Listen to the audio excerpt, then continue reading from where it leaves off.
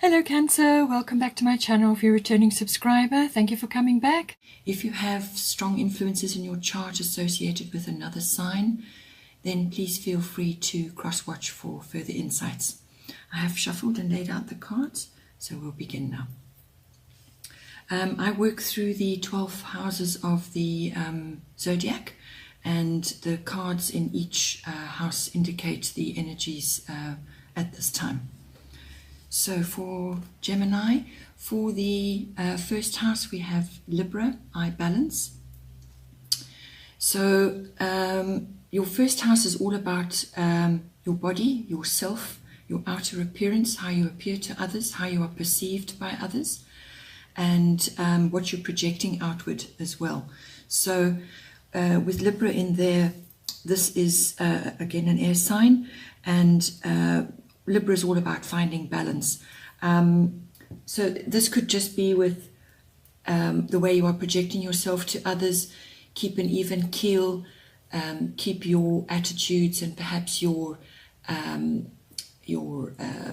outer projections on a balanced way, so that that whatever you're saying and whatever you are imparting to others is going to be well received.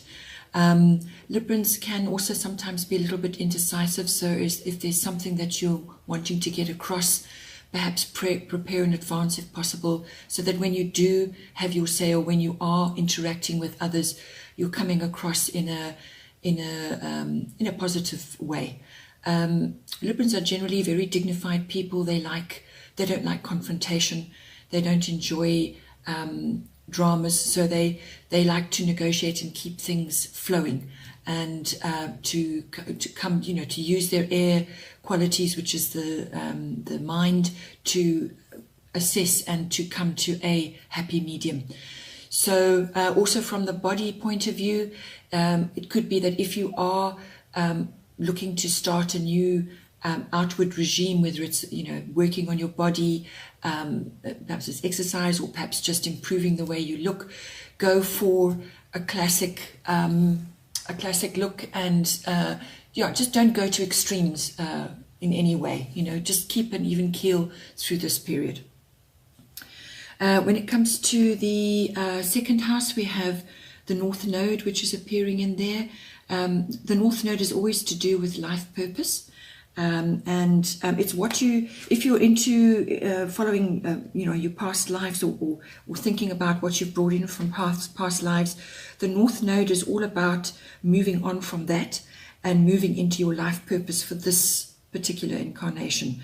So you use the South Node to give you your foundation, to see what it is that you are bringing in with you. So if it could be hidden talents, it could be some kind of ability that is now starting to surface. It could also just be putting to bed past issues which have dogged you, and now you need to move forward into a clearer path and feel more at home in that particular house. Now the second house is all to do with income, your money that you've got coming in. It's to do with values. It's also to do with property, your environment, and and your stability. It's also to do with what you love, what you desire and what you would like to own. So with the North Node, life's purpose coming in there, it indicates that possibly elements are coming in for you now which are going to give you a boost to move you forward in the direction of that you need to go in. So it could be just some kind of windfall, or some kind of push in the direction that you're wanting to go, the direction that you've set for this lifetime. So you're starting to feel a lot more comfortable in your life purpose. There's going to be some sort of support in that endeavor. It could also just be coming home to yourself when it comes to your own values and what you want to move forward with in your life. So it's almost like a positive push in the direction of that you're wanting to head in this lifetime. So you may want to ponder a little bit, put to bed the past, past issues that you've perhaps dealt with, things that you no longer serving you anymore, and you'd like to move on from them, and point yourself north, head north to your guiding light, and to what it is that you feel you would really like to achieve, or you would like to just lay the foundation for in this lifetime. In the third house, we have Mercury, which is mind. This is Mercury rules the third house, so it's in its own house. The third house is all to do with all forms of communication, whether it's verbal, written, even body communication. It's also to do with contracts. It's to do with your siblings and early education and short trips, like small trips. So with Mercury appearing in there, you're asked to turn your mind to what it is that you're currently saying, and what you are agreeing to in terms. So that could be contracts of some sort, and apply the analytical side of Mercury to that, and have a good look at what it is you're doing and what it is you're saying, because it also ties in with your eye balance, which is what you're projecting outwards and what's being perceived by others. So and they're both air signs, so you need to bring the air element into your third house to actually help you going forward, because there may be issues coming up. If you're in the media world, if being in the media world is part of your profession, then Mercury in there is a very good thing to have, because it's in its own house, and it's all the qualities of Mercury, which is that quick decision making, witty, inquisitive, curious, and sharp. It's a very quick thinking, think on your feet kind of energy. Also, Mercury rules electronics of all sorts. So if you are buying something, or you're drawing up a contract for something to do with that, just make sure that everything is clear, and that you're absolutely 100% happy with what is being put down in terms. And if you need another set of eyes, then do that. But apply your analytical abilities in that regard, and just think about what you're saying, what you're putting down in paper, what you're actually imparting to others. If you're teaching, you may need to obviously bring in the higher principles of Mercury, which I've already mentioned. In your fourth house, you have Cancer, I feel. So this is, again, it's in its own, the Cancer rules the fourth house, so it's in its own house. And Cancerians always bring a watery element. They love their home, they love their family, and they're quite clannish. So you may be closing ranks there when it comes to your home, or just feeling the need to retreat on a regular basis. Withdrawal is necessary. Always remember the crab. The crab is associated with Cancer. They like to withdraw. They skitter along the sands of life, gathering and doing whatever it is they need to do, but they do periodically withdraw, and they have the shell to protect them should they feel insecure or threatened in any way. They've also got that massive claw, so they can be quite protective of their environment and of their family. So don't tangle with them if you're going to annoy them. So when it's applied to your fourth house, this indicates your home. So the fourth house is about your home, and it's about your early, your foundation, your roots, your family's foundation and roots. And Cancerians go through phases of the moon. They can be in full force sometimes, and then they need to withdraw. And things go through phases like that of the moon. So it could also signify change within your home environment. So you just need to go with the flow there, and just be feel super sensitive in your home environment. And just bear in mind that you are you may be interacting with others. It's wonderful to be nurturing, which is again the Cancerian thing. It's also the mother. It's wonderful to be nurturing and loving in your home. Just don't be clingy or too overly emotional. Just be compassionate and be loving, and bring that into your home environment. Because I feel you're going to need it. In your fifth house, you've got Mercury retrograde, which is it's all about reinvention, anything with a re in front of it. So this could be relief, it could be when you re-look at something, when you review something. And the fifth house is all to do with children. And Cancer is associated with that because it's also involved with children. It rules, it has associations there.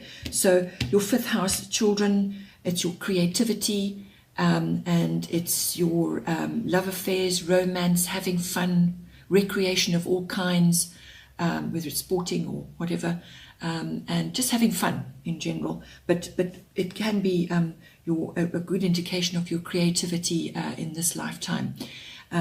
And your Mercury retrograde reinvention means you need to relook at this again.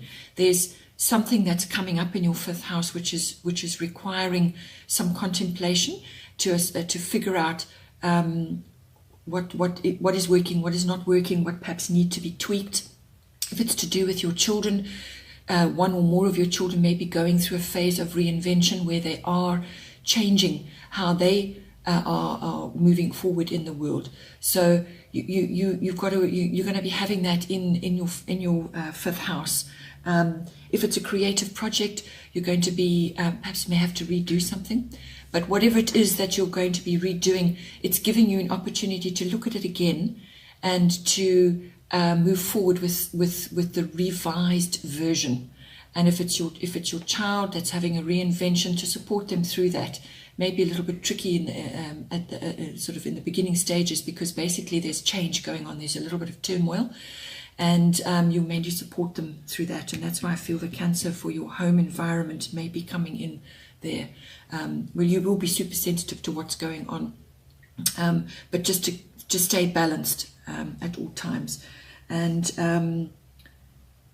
yeah, and if it's a romance that you're undergoing, you may have somebody coming in that you've known before, or it's the second time around, or however, but it's somebody that's coming in again, or somebody that you are entering into a love affair with, or having a romantic liaison with, that you may have been with before, whether this is this lifetime or before. But basically I feel it could be just from this lifetime somebody's coming back in, or it could just be you seeing others again that you have known before.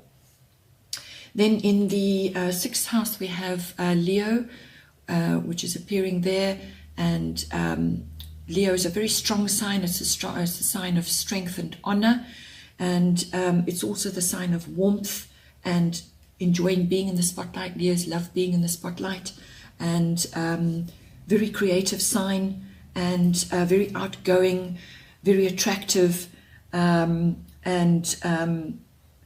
yeah, just a very uplifting energy to be around. So now it's appearing in your sixth house, which is all to do with your work projects, your routines, your daily routines, your work colleagues, your workplace, any projects that you're working on. It could be multiple projects that you're working on. And it can also indicate it's to do with your health, your physical health, and also to do with pets. So you may, in this one of those environments, you may be encountering Leo type people.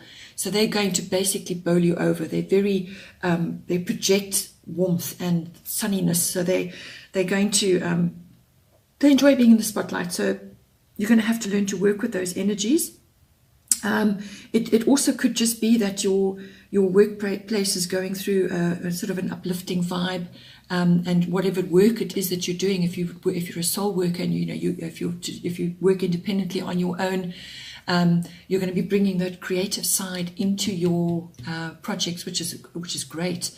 And you may be, whatever it is you're working on, may be in the spotlight of some, or the spotlight's either going to be on you or it's going to be on your work projects. And it's a very, as I said, a very abundant energy to have. It can also, going the other way, it can also be a little bit arrogant and egotistical. If you're looking at from a health point of view, possibly something there.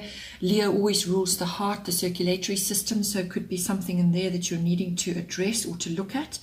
But it's a sunny sign, very warm sign, and you could just be feeling good about yourself as well. But if there are health issues, then to you know, to actually address it and look at it. And if you need a checkup, then go for a checkup. Then in the 7th house, which is your house of your relationships, your personal relationships, your one-on-ones, you've got Aries, I am, very fiery sign to be having in there. And this is your, as I said, your one-on-one, your between you and your significant other, or you and your business partner. And it's a very dynamic energy, a very forceful energy, get up and go, lots of fresh ideas, movement, change, moving forward, progression. Or it could just be a really great idea. So if it's a business partnership, there's going to be a lot of energy and a lot of a lot of things happening, but forward movement, fiery, passionate projects that you maybe, or business that you may be starting. If it's to do with you and your partner, a lot of fiery, passionate energy there. And, you know, let's go and get them. Let's get up and go. Let's go and do things. Aries are also very loyal people, actually, when it comes to relationships as well. Once they've decided what they want and who they want, they will go after it, and they will they put their whole heart into it. So if that's the energy you're bringing into those relationships, your one-on-ones, you and your significant other, that's great. It also can bring in the impulsiveness and the just very ambitious, almost sort of self-centered as well, in a way that you're going after that one particular goal, or you're actually going after that one particular person. So it can also be a very impulsive, very forceful sign. So don't overdo it, but use that passionate, fiery energy and harness the loyalty of the Aries to actually make your relationship better. Then in the 8th house, which is the house of sexual relations, sex, death, and rebirth. So more than likely that's symbolic death and rebirth. And you've got Jupiter and you've got abundance appearing there. Jupiter is the planet of abundance. It's a very positive thing to have in your 8th house. The 8th house is also the house of big finance, like investments, insurance, legacies, inheritances, and taxes. And it's also other people's money.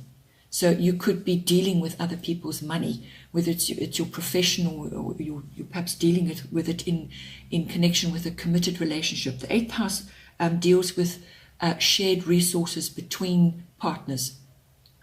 So Jupiter coming in there is a very abundant, very opportunistic energy, joy, good luck, happiness, abundance. It's all those wonderful things, windfalls, just lots and lots of more and more of whatever it is that is joyful. And if it's money, well, that's money. If it's abundance, it's abundance, because abundance can come in all kinds of forms, not necessarily just money. So the resources between you and your significant other, or in your business environment, can expect to have a boost of some sort.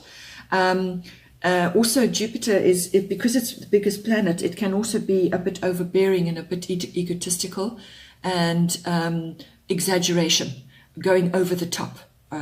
So just be aware that if it's to do with money, big money, just make sure that if you're making a splash, or you're getting a windfall and now you need to make a massive outlay on something, just think about it. Bring in your Mercury with your 3rd house that you've got appearing there. Bring that in so that you are placing that money to the highest good. That's going to be the biggest benefit.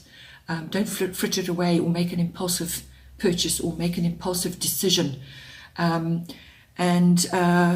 it's covering all of that, but it's a very positive thing to have. And if it's your sexual energies with your close partner, then again it's bringing in joy and happiness to that area of your life.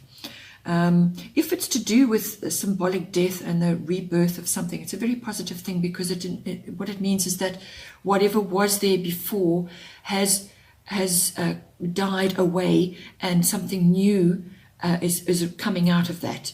And to have Jupiter in that regard to whatever it might be in your life is a very positive thing. Then in the 9th house we have the water element, which is sensing.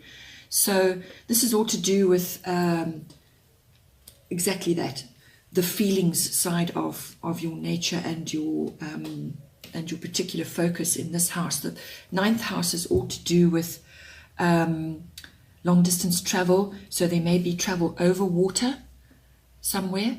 It could also be, it's also to do with publishing, the media, and the law, legal matters, and also to do with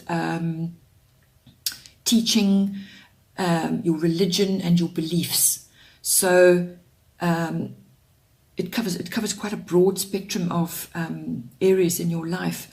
And to have the watermelon element in there, it basically means that you need to be sensitive to the energies that are swirling around you. You need to be going with the flow, basically. That's what, in a nutshell, that's what it comes to. So just go with it, don't fight the river, just go with it.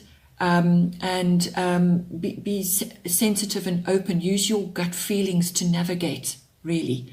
And if it's to do, it can also be just coming into connection with foreign things, whether it's traveling to a foreign place or dealing with people from other countries, importing and exporting, being exposed to foreign beliefs, foreign ideas. It could even be a foreign religion to what you've grown up with. Perhaps you're being exposed to new ideals in that. So you need to just feel deeply the concepts around it and see if it's right, it's a good fit for you. Think deeply about it, feel deeply about it, and just go with the flow, explore, enjoy that. It's quite a harmonious thing to have, is that water element. It can also sometimes make you a little bit lazy, but just bring in your other elements, which we've already discussed in your chart, into that. And if you're traveling, well, it may just mean that you may be going over water, which would indicate long distance travel of some kind. Then we have in the 10th house, which is your house of career, ambition, your authority figures, your status, your public status, your reputation, your fame, anything like that.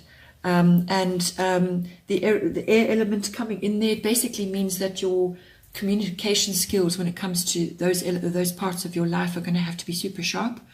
You need to bring in your analytical abilities in to navigate those aspects of your life. And always remember, air rules Aquarius, Libra, and Gemini. It's sharp thinking, it's analytical thinking, it's progressive thinking. It's if it's Aquarius, it's far thinking, visionary, it could also, the air element tends to carry communication from elsewhere as well. So that could be gossip even. It could even be advanced technology of some sort. So that's coming into your career in some way. You may even just be having to use a more advanced system than what you've currently been using in your career. And you may just have to use your communication skills to advance yourself, whether this is in public, socially as well, in public. It's almost like climbing up the ladder, if you want to say it like that. But whatever it is, it's using the air element, which is the element of communication, to enhance those aspects of your life. Then in the 11th house, we've got Virgo, which is I analyze. Virgo is an earthy sign, but it's also a very critical sign. It's an analytical sign. It's ruled by Mercury, again, the air element coming in. And Virgos are all about detail, about analyzing a situation, and being critical about a situation. So in your 11th house, that is all to do with your friendships and your networks and your groups that you're a member of. And you may need to have a thorough look at all of those and analyze for yourself what is actually working and what isn't for you, and assess things in detail. Go over the finer details of any situation, as I've mentioned, and apply your analytical abilities to that. Yeah, just stay grounded as well. And don't be too critical. Don't go the other way. Where you can analyze, if you're having a problem with a friend, or a friend that you know is having an issue and you perhaps have been drawn into it, use your analytical abilities to see all sides of the things, to look at all the positives and the negatives. But don't overdo it and over criticize or be overly critical amongst those environments, your friendships, your networks, and your groups. You're there. This energy is to help you discern what is right and what feels right to you, but not to cut somebody else to such an extent that they can't recover. So it's to shine a light on what is in the light and what isn't, and to work forward from there. But if it's to do with your networks, your general business networks, you're using the air element in there as well to come in here and actually analyze what is perhaps working, perhaps something needs a do-over, sort of a more detailed approach. Perhaps you need to change the way things are being done currently for you, or the way you are interacting in those networks and in those groups. Then for the 12th house, we have Pisces, which is, I believe, and it's in its home house. Again, the 12th house, you actually have this quite often in your chart. So now, this is, it's at home in the 12th house, as I say. The 12th house is all about your deep spiritual beliefs and your unconscious beliefs, your unconscious programming. And it's also about connection with the divine. It's also about your interactions on a perhaps a day-to-day basis with hospitals, with institutions of all kinds, prisons even. It could be government institution, any kind of institution. It could be libraries, it could be university. And if it's university, your 9th house covers higher education as well. So it could be possibly that you're exploring something to do with that. There's a connection there possibly. If you're embarking on some kind of religious study, well, it's 2 water elements coming in there. And you may also be having your beliefs tested, just your general beliefs, or your general unconscious beliefs. And Pisces, again, is a water sign going with the flow. It's also the sign of self-undoing. So be careful that you don't undo good work that you've already done because of confused thinking or because of lack of clarity. And you're bringing in your Virgo aspect for your 11th house, and you're also bringing in the air communication element into your career house. So you need to harness this sharp thinking and apply it as well. But you're going to have to feel deeply. You're going to have to feel around on your unconscious side to actually get to the bottom of things, and then apply the critical thinking to that. Go with what you feel. But you may just be feeling a little bit confused and a little bit directionless, or feel like you're going around in circles. But and the other aspect of it is don't allow yourself to become a victim, because it's the 12th house and because it's Pisces. Sometimes that is a tendency, a poor me. So you want to avoid that. You want to use your critical thinking to pull you out of that, and to rather harness the positive aspects of the Piscean and the 12th house elements, which is all about harnessing imagination, harnessing your psychic ability, meditating, going within, withdrawing, retreat. If you need to go on a retreat, if you need to go into some kind of meditation on a regular basis, then those are all wonderfully positive aspects of Pisces. It's very much needed at this time, especially if you've gone through some kind of trauma with regards to somebody you know who's had an encounter with a hospital, or you've had an encounter with a hospital, or those kinds of institutions. It could be also exposure to drugs and addictions, other people with this these situations going on, or you are involved somehow. It's part of your what you're going through. So it's almost like a one-way street if you keep going down there. So you need to pull yourself out of that and come out of that and apply the higher aspects of the 12th house and the higher aspects of Pisces to your situation. Harness your imagination through natural means. Harness your psychic abilities and your compassion and your connection to the divine, and just those deep spiritual beliefs. Harness those, and turn away from the negative aspects of it. Okay, well, this is your reading, and I wish you a wonderful month further. Until next time.